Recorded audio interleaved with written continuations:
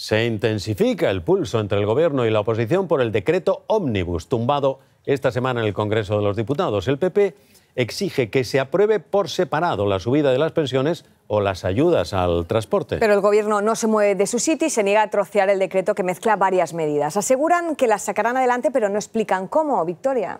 Y hay mucho en juego. El decreto ómnibus incluye la revalorización de las pensiones, también la subida del salario mínimo o del ingreso mínimo vital, las ayudas al transporte público, a los afectados por la Dana o la reconstrucción por el volcán de La Palma, pero también la prohibición de desahuciar a las personas vulnerables o la cesión de un palacete al PNV. A estas dos últimas se opone frontalmente el Partido Popular, que también critican que no se incluya más la rebaja del IVA de los alimentos. Y con todo esto, ¿ahora qué?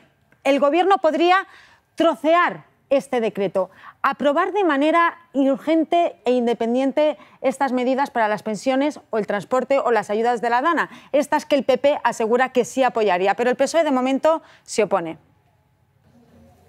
Han pasado varios días, pero Gobierno y oposición siguen culpándose de que el decreto no saliera adelante. Vota que no para infringir una derrota electoral en el Congreso de los Diputados. A lo que le hemos dicho que no es a utilizar a los españoles como escudos de protección política. Y con ello de perjudicar a la ciudadanía. Tomar como rehenes a los españoles. Utilizando como rehenes a la gente. El PP propone que el Gobierno apruebe por Real Decreto medidas como la subida de las pensiones. En ese caso, dicen, sí tendrían su apoyo. Pero sin trampas, sin ser un trilero. Hágalo, porque los votos del Partido Popular los tiene. Pero el PSOE les tacha de poner excusas. Que no se las cree nadie, porque es que mi impresión es que no se han leído el decreto ley. Hacen el ridículo y vuelven a utilizar el Senado. Si solo tenían que dar un botón.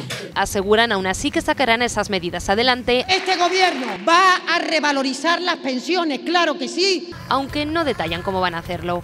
El PP también pone el foco en el palacete que se iba a ceder al PNV. Eso lo hace para que no aprobemos lo otro y montar el follón. Es un mal presidente. De hecho, este asunto ha elevado el tono también en redes sociales. PSOE y PP se han acusado mutuamente de mentir.